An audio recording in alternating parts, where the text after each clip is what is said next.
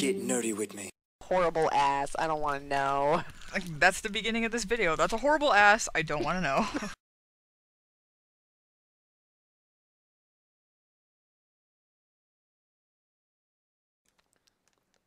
For as long as the Battlefield and Call of Duty franchises have existed together, some fanboys and girls like to take the all but well-known flame wars of the two games.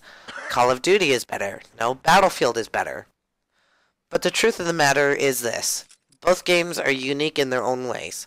Today I am going to be giving a short introduction on the two most recent installments of the two franchises to give you an idea of how different they can be. Battlefield 4 and Call of Duty Advanced Warfare. Truth be told, the two games, while the same genre type, are two completely different beasts. The only similarities where the top three reasons are the most given. They are both meant to be war games with the good army opposing the bad army or armies. They are both in first-person perspective, and they both have multiplayers where you can compete against other players, or in levels, also known as ranks, unlock new weapons, new mods, and play in a variety of different modes. However, that is where the similarities end. I am about to dive a bit deeper into what makes these two games very different beasts.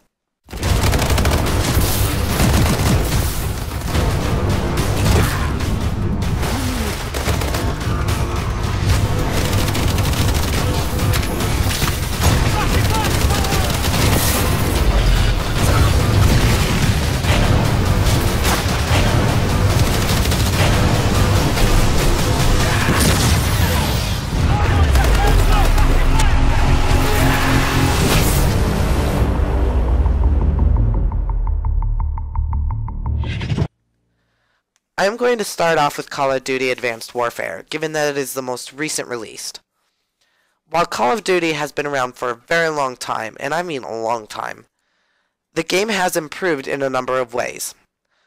Combat mechanics, of course the graphics, multiplayer aspects, and most recently, it was given a touch of futuristic technologies such as the smart grenades, exosuits, and that gives it a new touch to the combat system. Let's start with the combat system. Call of Duty is a very fast-paced game that you could lose yourself in almost immediately. The combat can be both simplistic and at the same time have a set of skills that you may learn along the way. This will help you adapt to the combat styles of other players. Advanced Warfare added another, albeit more subtle layer to how you can shoot your way to fame and fortune. With the new exosuit, you have the new abilities to strike from side to side, forward and backward, and you can even slide your way down around a corner out of the line of fire into cover, and of course the double jump, which makes it easier to access rooftops, shipping containers, avoiding the slow crawl up a set of stairs, much more easy.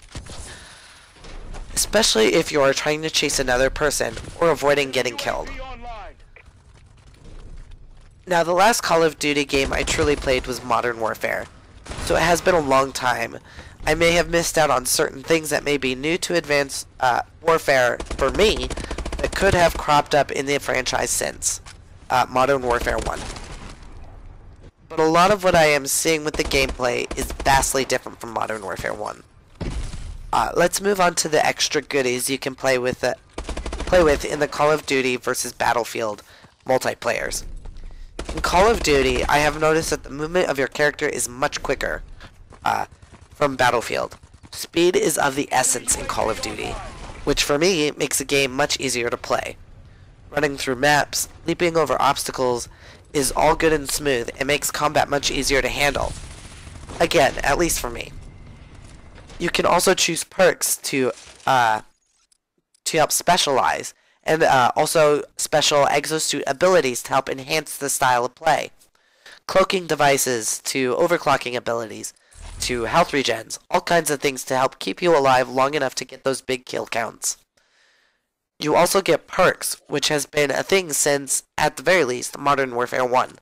Perks helps you survive through grenade explosions, helps you move even faster, helps give you a low profile on the minimap, extend your exosuit battery life, and many other things to choose from.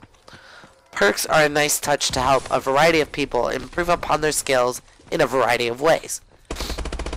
In Advanced Warfare, they even threw in what are called wildcards that help you add more mods to your gun, carry 2 primary weapons, take on extra perks, but it comes with a cost. You have a credit system where if you use all 13 credits, you must get rid of 1 or more things in order to make the wildcards work. They can be both handy and even a burden, depending on your playstyle, so use them wisely. Multiplayer modes in general are with 2 smaller teams and have matches such as Team Deathmatch, Free-for-all, Domination, Kill Confirmed, and a handful of others. My favorite is Free-for-all. I do a lot better at Free-for-all. Overall, Call of Duty is for both casual and skilled players and easy to get into and learn how to play. While the campaigns generally have more serious tones in the Call of Duty franchise, the multiplayers are meant to be easy to access, to play, and to learn from. It has a touch of, this is a video game, and can keep players entertained for literally hours at a time.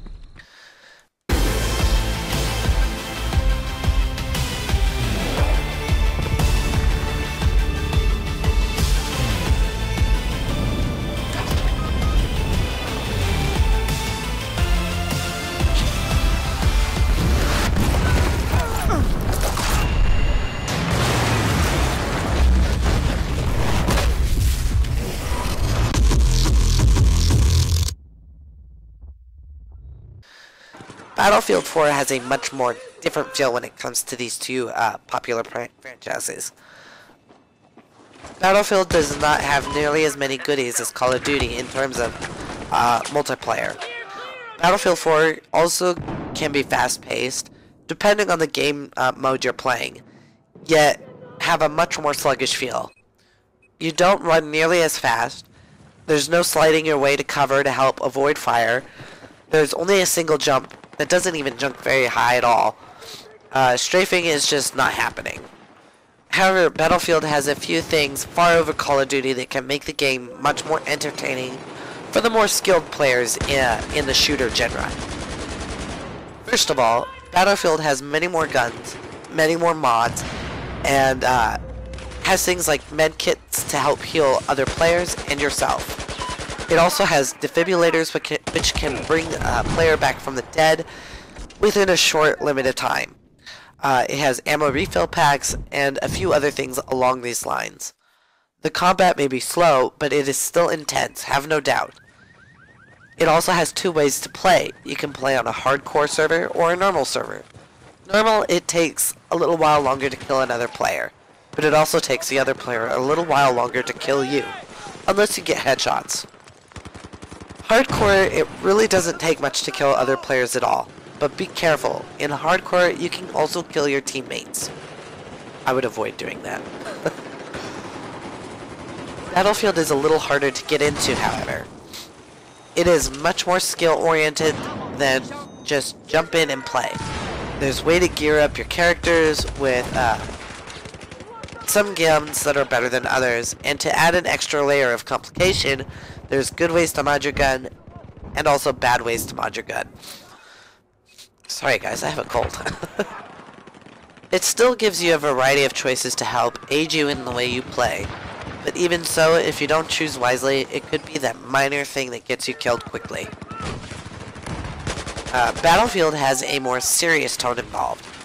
Sure, you can still have plenty of fun playing it, especially when you get into those bigger team versus team matches such as Domination and Conquest, those sorts of things.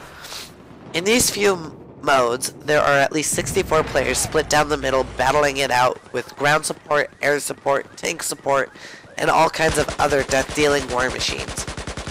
That makes for a fun epic twist to the world of first-person shooters. These matches can also get pretty intense and last a long time. You also need to deal heavily in team cooperation or you will lose, and badly. This is a game that is not taken lightly when it comes to these more intensive multiplayer modes. If you've never played Battlefield 4 and go out and purchase it today, it could take you a while to get into the swing of things unless you're a natural-born death-dealing machine yourself. Hop into a cockpit of a fighter jet, be warned. If you are not familiar with such game mechanics, you will crash before you even move 10 feet from the landing zone. It's exhilarating yet disappointing, at least from my experience. I once jumped into a helicopter and probably didn't even make it 30 feet into the air before I plummeted sideways and exploded. It was kind of embarrassing. The thing I failed to mention in the Call of Duty portion of this video, which coincides with the Battlefield portion, map sizes. In Call of Duty, map sizes are fairly average. I once saw a flame war going on in YouTube over which game was better between Battlefield and COD, and a COD fan claimed their map sizes were huge. I have to disagree with that, and firmly. COD maps are of average size. They aren't too small, but they aren't big either. They are just right size for the purposes of a handful of players duking it out with each other. Battlefield 4, however, even in a smaller match of, say, Team Deathmatch, they are pretty big. Get into a domination match, and you're looking at a rather large zone to play in, where you feel like there is a bit too much space, but it works for Battlefield. Especially in the kind of matches that deal in things like fighter jets, tanks, and helicopters. Without all that space, those extra goodies are just pointless and not even fun without the freedom to fly around and engage in airspace combat with another player. That is, flying a jet or a helicopter. All in all, Battlefield 4 is not an easy pickup and master in a matter of a couple hours. The leveling is slow, the combat, though intense at times, which can make it feel faster, it actually is pretty slow within itself. This game takes skill you either must pick up on quickly or be prepared to be murdered. And I mean a lot. While I enjoy Battlefield 4, I die a lot in it. It's harder than it may appear for some players. Between the two games, the comparisons can be endless. Or feel endless. There are just some of the major... Those are just some of the major things I have noticed between the two games while playing. While I suck a bit at Battlefield 4, I can rock some socks with the best of them in Call of Duty Advanced Warfare. These two games are for two completely different moods and skill sets. If you want slow, grueling, intense combat with a more realistic feel, Battlefield is the game for you. If you enjoy the easy to get into while realistic at times, but comes with extra goodies such as perks and more easy to handle combat mechanics, COD is the game for you. However, there is still no shame in playing both and enjoying both for the differences they have. They are both fun games to play. They can provide you with completely different experiences, and I enjoy both games equally. I hope you enjoyed this video. If you like what you saw, please hit that subscribe button. Leave a comment, and you can always find us on Facebook under Two Idiotic Gamers for updates, screenshots, fun little tidbits, that sort of thing. This is Cade, signing out.